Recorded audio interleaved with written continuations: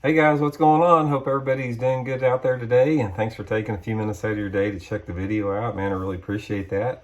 And today got a really good video for you guys. I'm going to talk to you guys about rods and how basically you only need 3 rods.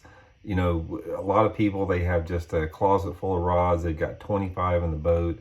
I'm going to explain to you guys how you can get away with 3 and sort of give you my thoughts on that. But hey, real quick, just wanted to do a little bit of housekeeping tips here. Just want to remind you guys once again, if you guys are interested in any of our lake map breakdowns, go over to fishthemoment.com, check them out. We got lakes broken down all over the country, personal maps available. It's a really good deal. Plus, there's a lot of other cool stuff on the site. Check that out at fishthemoment.com. Also, just wanted to give my weekly reminder that if you guys are interested on any on-the-water trips with me, I do a lot of on-the-water trips here, instructional lessons, Table Rock Lake, Stockton, this part of the country. Just shoot me a private message on my Facebook page, Randy Blockett Professional Angler, and I can give you all the details on that. And finally, just wanted to let you guys know these rods that I'm going to talk about, that you can get them through Baitworks here in Springfield, Missouri, online or in the store. I'll give you guys, put a link in the description if you guys are interested in that.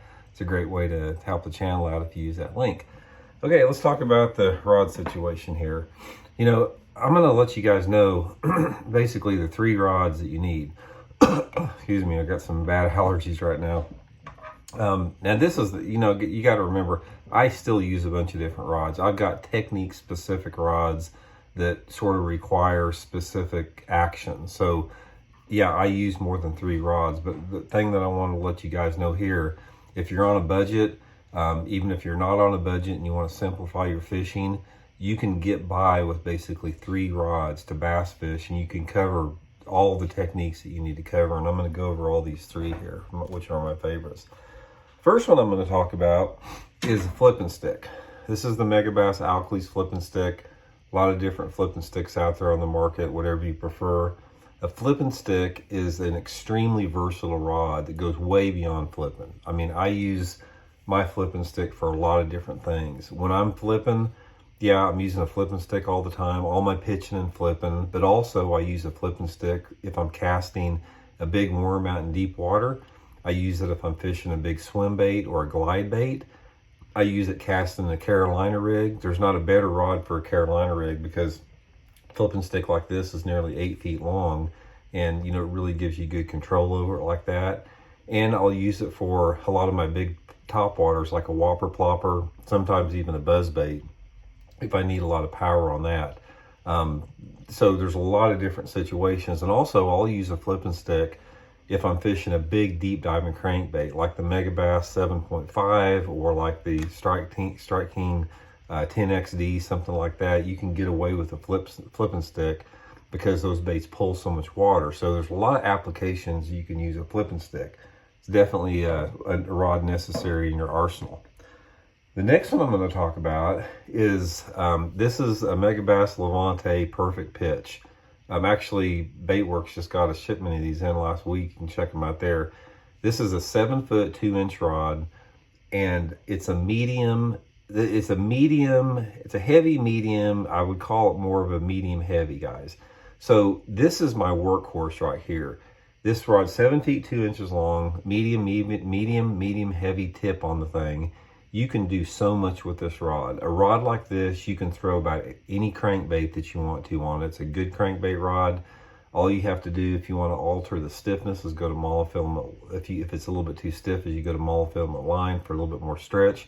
I'll throw all my spinner baits on the thing. Again, I'll throw some smaller buzz baits on it. A lot of different top waters. You can throw any type of a walking top water, popper, all different types of swim baits. Just a lot of different variations that you can do with this rod here. There's really there's very few techniques that you can't fish with this. You know, worms, finesse jigs, football head jigs, you know, swing head jigs, just almost anything out there that is like that is like over 1/4 of an ounce, actually between like 1/4 ounce up to like an ounce. So this is probably the rod that a lot of people, when you're talking about having a big rod selection, like a lot of different rods, a lot of people have a lot of different actions to do the same thing that a 7-foot, 2-inch medium heavy action rod does. You can get a lot done with just this rod. I remember, I think I was reading a couple of years ago where Rick Clunn, he went to this, basically it was a rod sort of like this for everything. He used, this is the only rod he carried in the boat, not the Megabass, but it was whatever brand he was using at the time, but it was a little over 7-foot rod, sort of a medium stiff rod, and he used it for everything because he didn't want to change actions. He wanted to change, you know, how he retrieved the bait, and he wanted to get a good feel on his hand with just one rod. So a good 7-foot 2-inch medium heavy rod will be your main workhorse that will take care of a lot of techniques. The third one and the last one is you want a good spinning rod. This is the Megabass Whip Snake. You've heard me talk about it a lot, the Oroshi Whip Snake. This is what I fish all of my finesse tactics on, and a lot of other stuff. Every jerkbait that I throw, guys, is on this rod right here. All my jerkbait fishing, my small crankbaits, my small soft plastic jerkbaits, floating worms, drop shot, Ned rig, shaky head, all of my finesse stuff, wacky rig. I use a spinning rod. I'm gonna guess out of the course of a year's time in a tournament, I'll have this in my boat 90% of the time because I'm always using it. So you can't get by without having a good spinning rod. I prefer, and the advice I'd give you is to stay with something a little bit under 7 feet. This rod here is 6 feet 10 inches long. The reason I say stay to a rod under 7 feet is a rod that's under 7 feet but over 6.5. It gives you the ability to manipulate your lures a lot better. If you're fishing like a jerkbait is so much easier to work on a 6'10" rod versus a 7. You just got a lot better feel with it, and you get a lot better response and rhythm. Same with crankbaits or any baits that you have action on it. So this is, I'm guessing you would call this a medium, slightly above medium action rod that covers a lot of techniques just beyond finesse.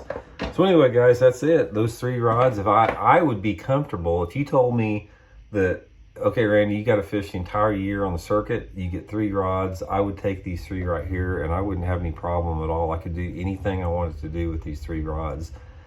So if you guys are looking to simplify, looking for a budget, you know, this is my suggestion on it.